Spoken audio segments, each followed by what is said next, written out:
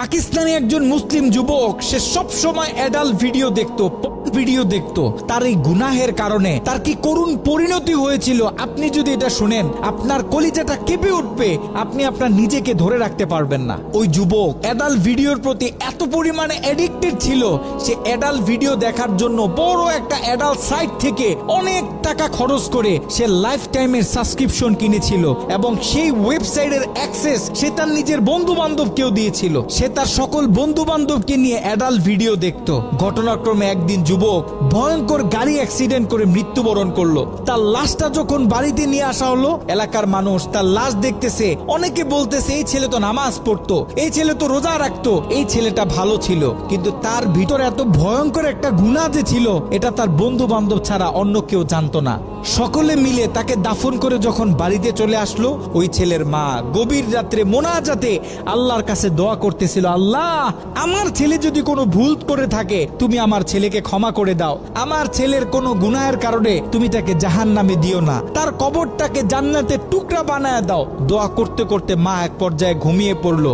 মা যখন ঘুমিয়ে পড়লো, তিনি স্বপ্নে ভয়ঙ্কর একটা দৃশ্য দেখলেন। তিনি দেখতেছে তার ছেলের কবরে আল্লাহ পাক জাহান্নাম থেকে কিছু ফেরেশতা নিযুক্ত করলেন এবং ওই ফেরেশতাদের হাতে বড় বড় কিছু কুড়াল, যে কুড়াল দিয়ে সকল ফেরেশতারা মিলে একসাথে তার ছেলের শরীরে আঘাত করতেছে। যদি তার ছেলের হাতে আঘাত করে তাহলে হাতটা কেটে দূরে গিয়ে পড়তেছে, যদি পায়ে আঘাত করে তাহলে পাটা কেটে দূরে গিয়ে পড়তেছে। তার ছেলে ভয়ঙ্কর ভাবে চিৎকার দিতেছে। ছেলের ভয়ঙ্কর চিৎকার শুনে মায়ের ঘুম ভেঙে গেল। মা উঠে আবার তাহাজ্জুদ নামাজের জন্য প্রস্তুতি নিলেন, আল্লাহ তাআলার কাছে দোয়া করতেছেন। দ্বিতীয় দিন গভীর রাতে যখন মা ঘুমিয়ে পড়লেন, তিনি দ্বিতীয় দিন আরো ভয়ঙ্কর চিত্র দেখলেন, যেখানে প্রথম দিন 8 থেকে 10 জন ফেরেশতা দিয়ে আল্লাহ পাক তার ছেলের উপর আযাব দিতেছিলেন, সেখানে দ্বিতীয় দিন 30 থেকে 40 জন জাহান্নামী ফেরেশতারা তার ছেলের উপর আযাব দিতেছিল। তার মা আরো ভয় পেয়ে গেল। তৃতীয় দিন গভীর রাতে ওই ছেলের মা যখন আবার ঘুমিয়ে পড়লো, তৃতীয় দিন তিনি খেয়াল করলেন 50 থেকে 60 জন জাহান্নামী ফেরেশতারা তার ছেলের উপর আযাব দিতেছে, তার ছেলের উপর আক্রমণ করতেছে, তার ছেলে ভয়ঙ্কর ভাবে চিৎকার দিতেছে। দিন যত বাড়তেছে আল্লাহ পাক জাহান্নাম থেকে তত বেশি ফেরেশতা তার ছেলের উপর নিযুক্ত করতেছে। মা ভয় পেয়ে গেলেন, মা ভেঙে পড়লেন। ওই ছেলের মা ছেলের বন্ধুদেরকে একদিন ডাক দিলেন, ডাক দিয়ে বলতেছে, দেখো আমি আমার ছেলের উপর দিয়ে এই ভয়ঙ্কর স্বপ্ন দেখতেছি, তোমরা যাও কোনো আলেমের কাছে জিজ্ঞাসা করো যে কেন আমার ছেলের সাথে এমন হচ্ছে। ওই ছেলের বন্ধুরা মিলে পাশের বড় একটা মাদ্রাসায় চলে গেল। ওই মাদ্রাসায় ছিল একজন শাইখুল হাদিস। তার কাছে গিয়ে যখন পুরো স্বপ্নটা ব্যাখ্যা করা হলো, শাইখুল হাদিস স্বপ্নটা শুনে তিনি থরথর করে কাঁপতেছিলেন। শাইখুল হাদিস ওই ছেলের বন্ধুদেরকে জিজ্ঞাসা করতেছে, তোমাদের বন্ধু দুনিয়াতে থাকা অবস্থায় এমন কি কোনো গুনাহ করত যেই গুনাহ তার মৃত্যুর পরে এখন অন্য মানুষ করতেছে? তখন ওই ছেলের বন্ধুগুলো মাথাটা নিচের দিকে আসামির মতো দিয়ে চোখের পানি ছেড়ে বলতেছে, হ্যাঁ আমাদের বন্ধু এমন একটা গুনাহ করত যেই গুনাহটা সে পৃথিবী থেকে চলে যাওয়ার পরেও এখন আমরা করতেছি, আমাদের থেকে অন্য মানুষেরা করতেছে, তাদের থেকে অন্য মানুষেরা করতেছে।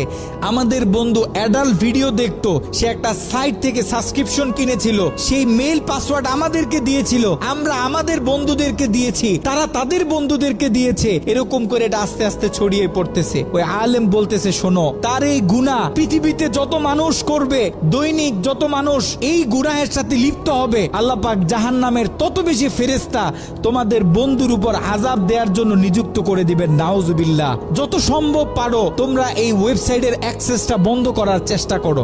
ওই ছেলের বন্ধুরা অনেক কষ্ট করে সেই অ্যাডাল্ট সাইটের এডমিনদের সাথে যোগাযোগ করতে সক্ষম হয়।